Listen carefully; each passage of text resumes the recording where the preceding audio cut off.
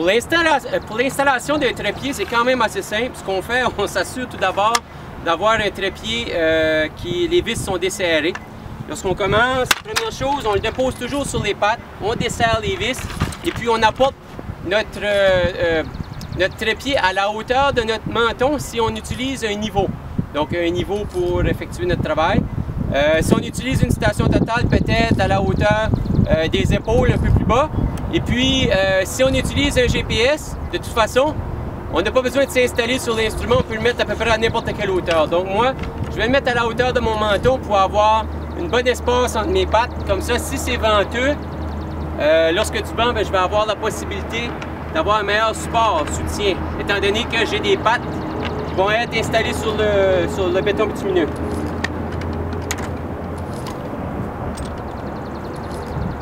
Donc moi, ce que je fais, c'est que j'installe ma première patte et puis, en attendant, je vais aller chercher mon embase, j'installe mon embase sur le dessus de mon trépied que je vais positionner sur mon point.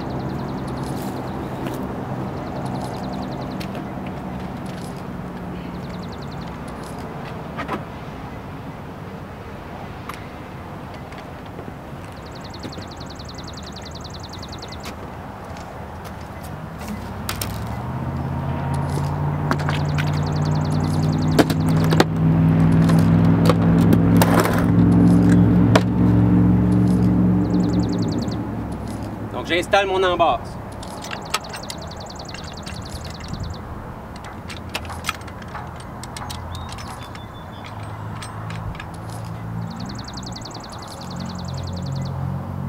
Donc ma patte de support, c'est celle-là qui est là. C'est elle que je ne vais pas bouger. Dans le fond, je vais bouger les deux autres pattes. Donc je mets mon pied près de mon point. Je m'assure de voir le centre. Le centre de mon point, c'est important.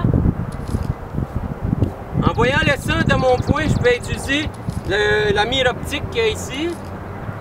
Puis j'apporte la croix ou le rond directement au centre de mon monument, de mon point de contrôle.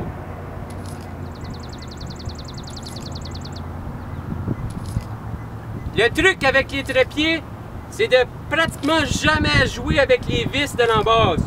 On se concentre plus sur le travail en jouant avec l'ajustement de la hauteur des pattes.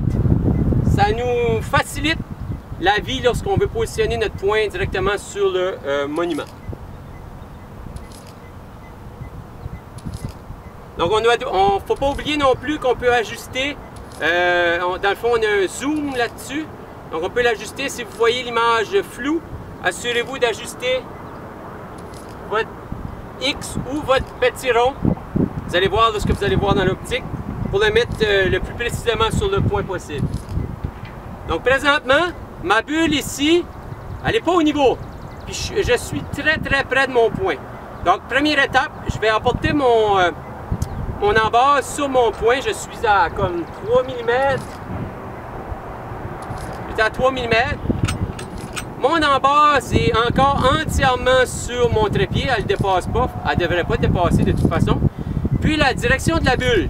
La bulle pointe vers la patte qui est ici. Donc je vais prendre cette patte-là, puis c'est elle que je vais ajuster pour la hauteur.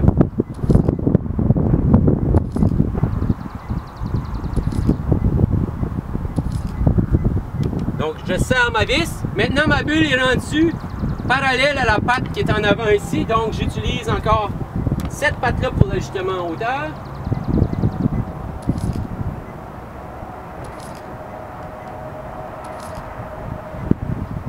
Ma bulle est presque au centre. Presque bonne. Je suis encore sur mon point. Tout ce que je fais, c'est que je vais utiliser la vis un peu. Juste un peu.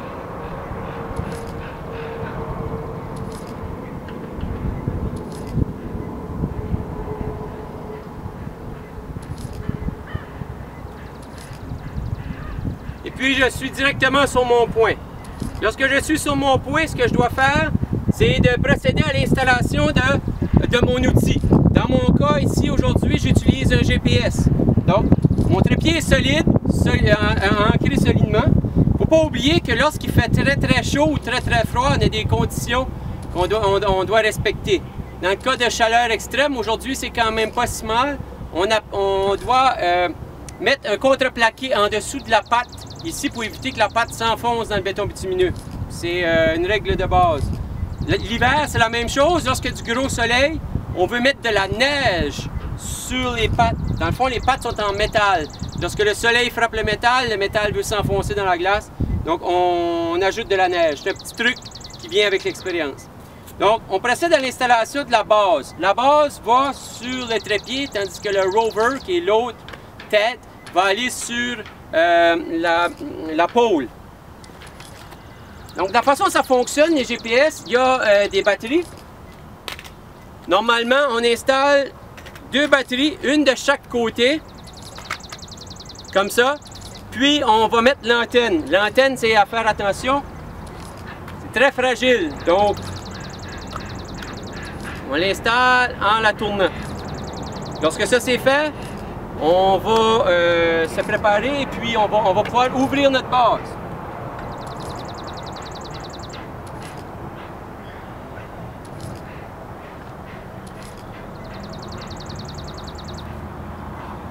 Maintenant, le rover, on doit avoir notre tablette, les piles également pour le rover, installer l'antenne, puis avoir notre pôle.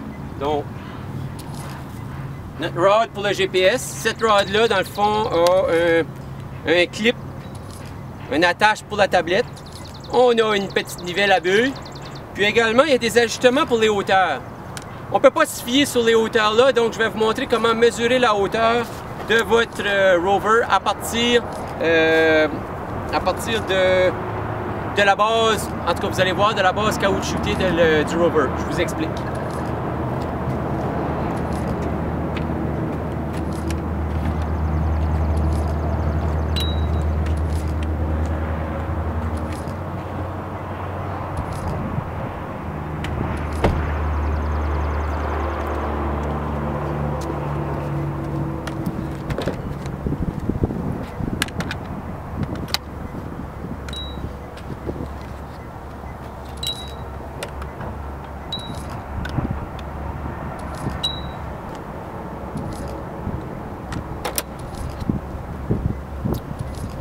Donc pour l'installation, encore une fois, on va mettre nos batteries. Normalement, c'est 2 piles. Pour l'exercice, je veux vous montrer que les outils fonctionnent avec une pile seulement. Si jamais vous êtes mal pris, vous avez besoin d'avoir une recharge de piles, mais en même temps utiliser vos GPS, vous pouvez prendre les piles de la base qui durent plus longtemps normalement que du rover et puis les interchanger. Une pile à la fois, puis pendant votre heure de dîner, vous pouvez changer, apporter le chargeur dans votre auto et puis avoir des batteries qui sont partiellement rechargées pour après dîner, à moins que tu prennes un dîner qui dure 3 heures. Donc c'est toujours important avant de partir pour faire votre travail de bien vérifier la charge, l'état de vos équipements, quitte à faire un test dans la cour avant de partir. Donc j'ouvre ma tablette, il y a un bouton power, j'ai un stylet. Ce stylet-là est brisé, donc on fait attention à l'embout. Donc c'est une tablette avec Windows, quelque chose de bien normal, un peu comme votre ordinateur. Puis on va créer notre job, donc le nom de notre travail d'aujourd'hui. On va l'entrer dans la tablette. Donner un nom qui répond aux exigences de l'enseignant. Ici, dans mon cas, je suis venu chercher les points de contrôle pour le GPS. Donc, mon travail s'appelle GCP, Ground Control Points, puis je le nomme avec la date. Dans ma job, ce que je dois faire ensuite de ça, je vais importer des points. Donc, j'utilise l'accès qui est à côté de la tablette ici, puis j'insère une clé USB, ou je peux même utiliser les courriels si je veux, pour télécharger mes points de contrôle que je dois utiliser avant de commencer. Donc ici, je m'installe sur le point 100 000.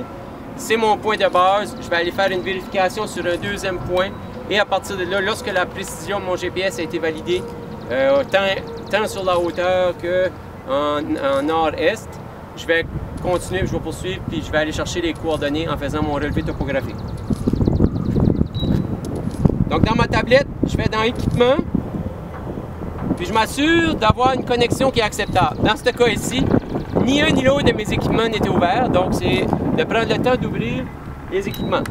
L'ordre que je vous suggère toujours, à ce moment ici, c'est pour ne pas avoir de problème, on va quitter, en allant dans File, on va quitter le logiciel Carlson Surf PC dans ce cas ici. On le quitte. Donc on ne va pas être dans le logiciel d'arpentage avant de commencer. On ouvre la base, puis on ouvre le rover. Lorsque la connexion est faite et elle est acceptable, normalement le bouton RxTX va clignoter, soit orange ou soit vert, dans mon cas, les systèmes russes et GPS. Donc ça va nous le dire lorsque la connexion est faite. Donc ça peut prendre un certain temps. Lorsque la connexion est faite, on peut ouvrir notre logiciel Carlson Surf PC et puis entrer dans notre job en cliquant 2 fois sur l'icône.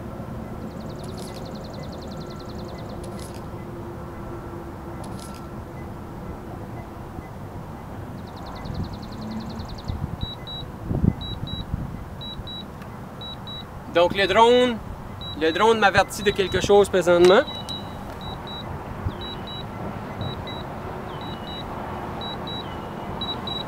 Donc le travail du drone est complété. Le drone devrait atterrir dans la prochaine minute. Présentement, il est au-dessus de ma tête. Puis ça l'a pris 322 photos, 322 images. Puis on l'entend.